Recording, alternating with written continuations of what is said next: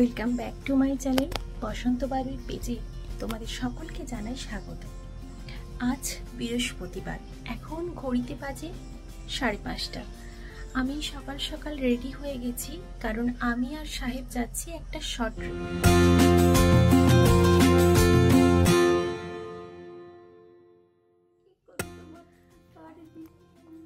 এমনি এমনি কেটে যাবে। আসি, ওই তো হ্যাঁ, দুদিন পরে চলে আসবো। দুদিন পরে চলে আসবো।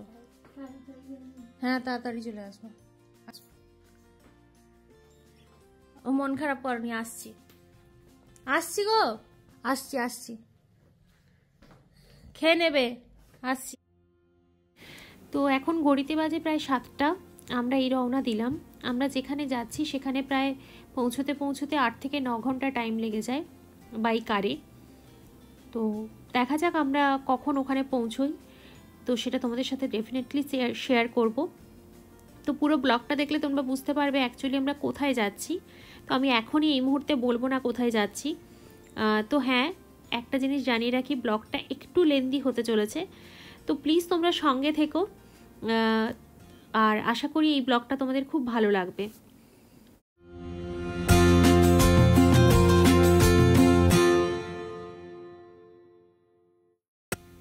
আসলে আমরা এই ট্রিপটা করেছিলাম আগস্টের দিকে।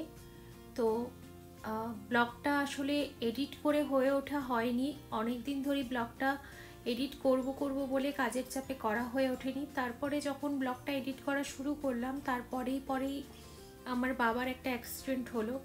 তোমরা জানো, কিছুদিন আগে আমি সেটা আপডেট দিয়েছিলাম। তো বাবার অ্যাকচুয়ালি পা ভেঙে গেছে, তো ওর জন্য ওটি করতে হয়েছে। তো বাবাকে রিসেন্টলি বাড়ি আনা হয়েছে, তো ওই জন্য কিছুদিন খুব ব্যস্ত ছিলাম। তো এখন একটু মোটামুটি সিচুয়েশনটা স্টেবল হতে আমি আবার ব্লগটা তোমাদের সাথে এডিট করে শেয়ার করছি। তো তোমরা এতদিন আমার সাথে থাকার জন্য তোমাদের সকলকে অসংখ্য ধন্যবাদ। তো এভাবেই আমার পাশে থেকো, সাথে থেকো।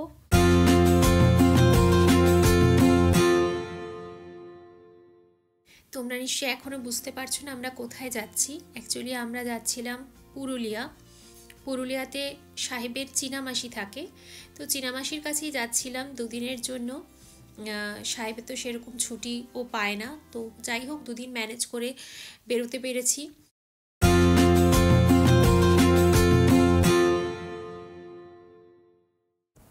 এই পুরুলিয়া যাওয়ার অনেকগুলোই রাস্তা আছে, বাই রোডে যদি কেউ যেতে চাও বাই কারে, তো অনেকগুলোই রাস্তা আছে। একটা হচ্ছে কোলাঘাট দিয়ে তোমরা যেতে পারো, আরেকটা উড়িষ্যা দিয়ে জলেশ্বর হয়ে যাওয়া যায়, আরেকটা এগরা দিয়ে যাওয়া যায়, এগরা খড়গপুর হয়ে। চম্পা নদীর খাল, চম্পা নদীর খাল। অ্যাকচুয়ালি আমরা যে রাস্তাটা কভার করে যাচ্ছিলাম সেটা হচ্ছে রামনগর থেকে পানিপারুলের রাস্তাটা ধরে পানিপারুল মোহনপুর হয়ে জলেশ্বর ঢুকেছিলাম। তো যারা উড়িষ্যা দিয়ে যেতে চাও তারা উড়িষ্যা দিয়ে জলেশ্বর দিয়ে যেতে পারো, তো ওই রাস্তাটাও ভালো। অ্যাকচুয়ালি জলেশ্বর দিয়ে খড়গপুরের রাস্তাটা যদি কেউ ধরে নিতে পারো, তো ওই রাস্তাটা তারপরে একদম পুরুলিয়া অবধি খুব সুন্দর রাস্তা। সেটা তোমরা পুরো ব্লগটা দেখলেই বুঝতে পারবে যে রাস্তাটা কতটা স্মুথ ছিল। কিন্তু মেন আমাদের সমস্যা যেটা ছিল সেটা হচ্ছে আমাদের এদিকের রাস্তাটা, মানে আমরা যদি এগরা থেকে বেলদা যেতাম, ওই রাস্তাটা প্রচণ্ড পরিমাণে খারাপ রাস্তা। মানে ওই রাস্তা দিয়ে ট্রাভেল করলে টাইমিংস যেমন বেশি লাগতো, তেমনি শরীরেরও আর কোনো অস্তিত্ব থাকতো না, এতটাই রাস্তা খারাপ। যারা ওইদিকে থাকো বা ওই দিককার বাসিন্দা তারা তোমরা অবশ্যই জানবে যে ওই রাস্তাটা কতটা খারাপ। তো সেজন্য আমরা ওই রাস্তাটাও অ্যাভয়েড করি, এগরার থেকে বেলদার রাস্তাটা। তাই আমরা মোহনপুর দিয়ে গেছিলাম, মোহনপুর দিয়ে জলেশ্বর ঢুকেছিলাম। এবং অ্যাকচুয়ালি জলেশ্বরও না ঢুকলেও আমাদের চলতো, কিন্তু জলেশ্বরে একটা বিশেষ কারণের জন্য ঢুকেছিলাম, সেটা তোমরা ব্লগটা দেখতে থাকলে বুঝতে পারবে কেন ঢুকেছিলাম ওখানে আমরা। অ্যাকচুয়ালি খড়গপুরের ওই এনএইচ রোডটা ধরে নিলে এনএইচ রোড দিয়ে পুরুলিয়া যাওয়ার পুরো রাস্তাটা এতটা সুন্দর, এতটা স্মুথ যে জার্নি হয়েছে বলে মনেই হবে না। এত ঘন্টার যে জার্নি একটা, সেটা মনেই হবে না কারুর। তো যাই হোক, আমরা এখন চোরপালিয়া হয়ে নেগুয়া ঢুকছি।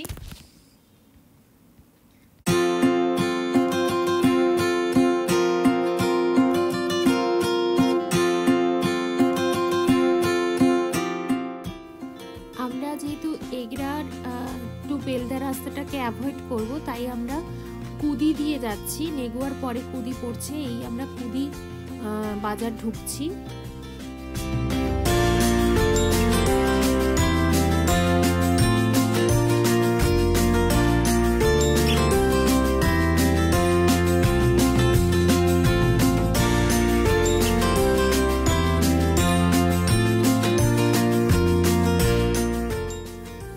এরপর আমরা কুদির পরে মোহনপুর পড়বে, মোহনপুর দিয়েই যাব বলেছিলাম, তো মোহনপুর রাস্তাটা এবার ধরেছি। তো মোহনপুর দিয়ে আমরা এখন যাচ্ছি। এই যে পুরো রাস্তাটা, এটা তোমরা গুগল ম্যাপে যদি দেখতে পাও তাহলে ওখানে নাম দেওয়া থাকবে। পুরোটাই যেটা হচ্ছে রাস্তাটা সেটা হচ্ছে এগরা শোলপাট্টা রাস্তা।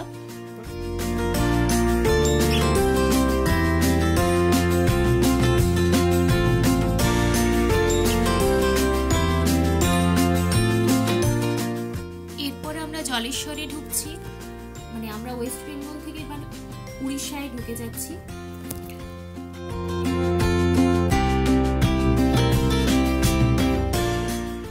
আচ্ছা, তোমাদেরকে এখানে জানিয়ে রাখি, তোমরা যখন ওয়েস্ট বেঙ্গল থেকে উড়িষ্যার রাস্তায় ঢুকবে তো গাড়ির স্পিডটা বেশি রেখো না, কারণ গাড়ি যদি খুব স্পিডে থাকে তাহলে ওখানে চালান কেটে নেয়, ফাইন হয়ে যায়। তো সেজন্য যতটা সম্ভব একটু স্লোতে গাড়ি চালানোর চেষ্টা করো। স্লো মানে খুব স্লো নয়, 50-60 এরকম রাখা যেতেই পারে। আমরা তো জলেশ্বর দিয়ে যাচ্ছিলাম, তো তোমরা যদি জলেশ্বরের রাস্তাটা অ্যাভয়েড করতে চাও তো তোমরা মোহনপুরের পরে দাঁতন পড়বে, ওই রাস্তা দিয়ে যেতে পারো।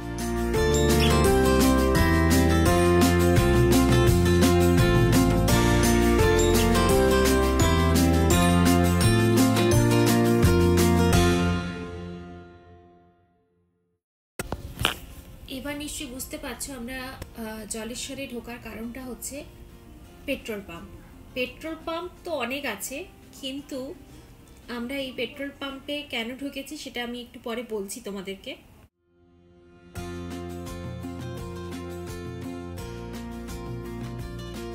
আমরা এখন বর্তমান জলেশ্বরের এই তেল পাম্পটাতে নেমেছি। এখানে একমাত্র সিএনজিটা পাওয়া যায়, তাই এই রাস্তা দিয়ে আমরা সিএনজিটা ভরে দেন আবার রওনা দেব। এখন বাঁকুড়ার আগে আমরা আর কোথাও সিএনজি পাবো না, তাই জন্য জলেশ্বরের এখানে সিএনজিটা ভরে দেন আমরা বেরিয়ে যাব। এখন আমরা জলেশ্বর থেকে গ্যাস নিয়ে তারপরে আবার যাচ্ছি বেলদা। বেলদা থেকে চলে যাবো একদম খড়গপুর, মেদিনীপুর, তারপরে পুরো বাঁকুড়া ধরে। ভালো রাস্তা, এই রাস্তাটা খুবই সুন্দর, কম রাস্তাও, তাড়াতাড়ি পৌঁছে যাওয়া যাবে।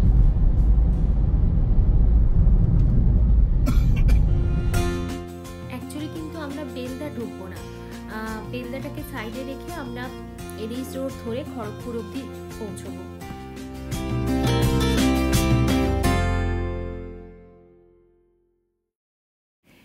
খড়গপুর বা বেলদা বা মেদিনীপুর এইগুলো দিয়ে আমরা সাধারণত মানে শহরের ভিতর ঢুকবো না, বাইপাস ধরে আমরা এনএইচ রোড ধরে বেরিয়ে যাব। জলেশ্বর থেকে ওয়েস্ট বেঙ্গলে ঢোকার আগে আগে একটা টোল গেট পড়বে, এই টোল গেটটার নাম হচ্ছে লক্ষণনাথ টোল গেট।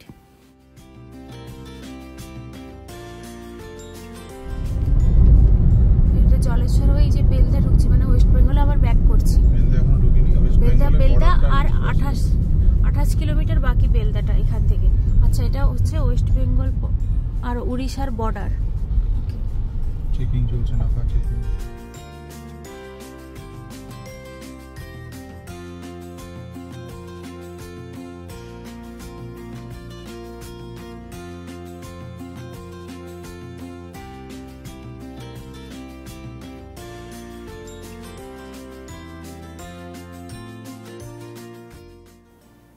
সেই কোন সকালে বেরিয়েছিলাম, এখনো পর্যন্ত কিছুই খাওয়া হয়ে ওঠেনি। এখন আমরা এনএইচ রুটে আছি, তোমাদেরকে যেমনটা বলেছিলাম বেলদাতে আমরা ঢুকবো না, এনএইচ রোড ধরে যাব। তো বেলদাটাকে সাইডে ফেলে আমরা এনএইচ রোড ধরে এখন এগোচ্ছি। আর এখনো পর্যন্ত রাস্তাটা তোমরা দেখতেই পাচ্ছ কতটা সুন্দর। আর খড়গপুর ঢোকার আগে রাস্তাটা তো মানে জাস্ট দুর্ধর্ষ করেছে। মানে আমি যখন মাস্টার্স করতাম বিদ্যাসাগর ইউনিভার্সিটিতে, তখন এই রাস্তা দিয়ে এত যাতায়াত করেছি। আর তখন সেই সময় এই এনএইচ রোডের বা এই খড়গপুরে ঢোকার এই যে রাস্তাটা এখন দেখতে পাচ্ছ তোমরা, তখন তো এগুলো কিছু ছিল না, তখন বরং আরও রাস্তাটা খারাপ ছিল। এনএইচ রোডটা ঠিক ছিল, বাট এটা যে এতটা চওড়া রাস্তা এত সুন্দর হয়ে গেছে সেটা জাস্ট ভাবাই যাচ্ছে না। এখন আমরা মকরামপুরের কাছাকাছি। তো এই রাস্তাগুলো দিয়ে যখন যাচ্ছি পুরনো স্মৃতি খুব মনে পড়ছে। মানে এই রাস্তাগুলো দিয়ে এক সময় প্রায় দুটো বছর এত যাতায়াত করেছি। এখানকার মানে প্রায় প্রত্যেকটা জিনিস এত চেনা লাগছে। ওটাই সাহেবের সাথে গল্প করতে করতে যাচ্ছিলাম।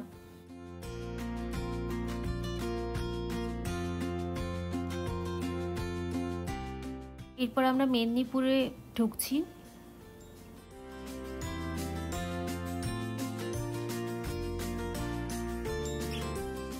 এই মেদিনীপুর শহরে ঢুকলে এত স্মৃতি মনে পড়ে যাচ্ছে। আসলে আমার ইউনিভার্সিটি লাইফটা এতটা ভালো কেটেছে। মেসে প্রথমবার ইউনিভার্সিটিতে যখন ভর্তি হই তখন প্রথমবার বাড়ির বাইরে মেসে থাকা, কিন্তু সেই মেসটাকেও মেস বলে মনে হতো না। প্রথম তো খারাপ লাগতো, বাট তারপর যেন ওটাও একটা বাড়ির মতন হয়ে গেছিলো। মেস লাইফ, ইউনিভার্সিটি লাইফ এতটা সুন্দর কেটেছে, এত স্মৃতি জড়িয়ে আছে। মানে যখনই মেদিনীপুরে ঢুকছি মানে আমার সেই স্মৃতিগুলো, প্রত্যেকটা কথা, প্রত্যেকটা দিনের কথা মনে পড়ে যাচ্ছে।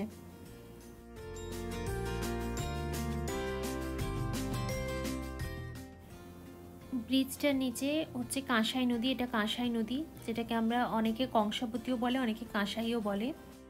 এই জায়গাটাতে যখন শেষবার আমি মেদিনীপুর ছেড়ে বেরিয়ে যাচ্ছিলাম, তখন এই ব্রিজের ওপরেই যখন গাড়ি পাস করছিল আমাদের, তখন আমার চোখ থেকে জল বেরিয়ে এসেছিল।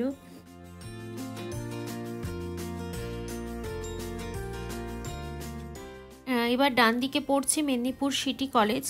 ইউনিভার্সিটিতে পড়াকালীন এই কলেজের নাম শুনেছি। এটা অ্যাকচুয়ালি একদম শহরের বাইরের দিকে। তো আজকেই যাতায়াতে প্রথম দেখলাম কলেজটাকে।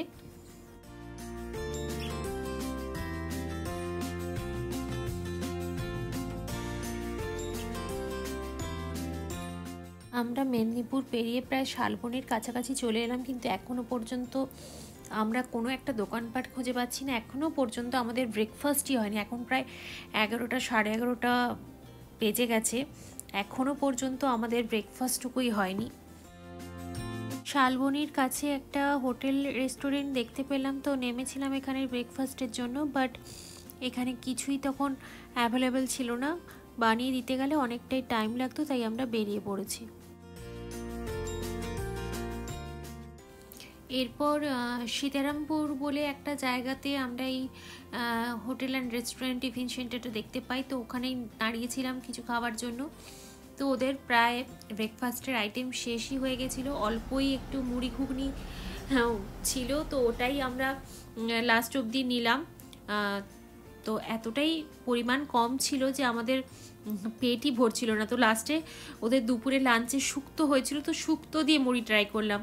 ফার্স্টবার শুক্তো দিয়ে মুড়ি খেলাম। তো খিদের সময় অ্যাকচুয়ালি যা পাওয়া যায় তাই ভালো লাগে, তো সে সময় শুক্তো দিয়েও মুড়িটা যেন অমৃতর মতন লাগছিল। তো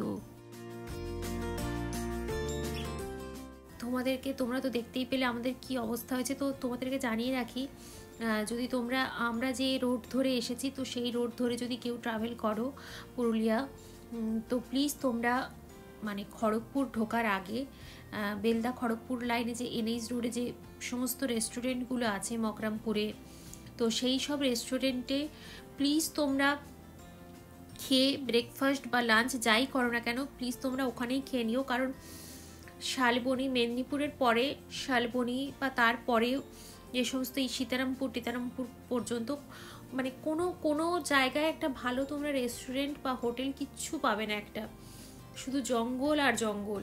তো প্লিজ তোমরা ওই সব জায়গায় ব্রেকফাস্ট বা লাঞ্চ যাই করো না কেন করে তারপর তোমরা ট্রাভেল করো। আজকের ব্লগটি থাকলো এই পর্যন্ত। আশা করি তোমাদের এই পুরো ব্লগটা খুব ভালো লেগেছে। যদি ভালো লেগে থাকে, যদি হেল্পফুল হয়ে থাকে কিছু, তাহলে প্লিজ আমাকে কমেন্ট করে জানিও। আর এই ব্লগের পার্ট 2 খুব শিগগিরই আসতে চলেছে। তোমাদের জন্য আরও অনেক কিছু রয়েছে তোমাদের সাথে শেয়ার করার জন্য। তো তোমরা যদি আমার এই ব্লগের পার্ট 2 দেখতে চাও, তাহলে প্লিজ আমার চ্যানেলটিকে যারা এখনও সাবস্ক্রাইব করনি তারা প্লিজ সাবস্ক্রাইব করে দিও। আর ভিডিওটি যদি আজকের ভালো লেগে থাকে তাহলে একটা লাইক করে দিও, শেয়ার করে দিও। ততক্ষণ টাটা, বাই।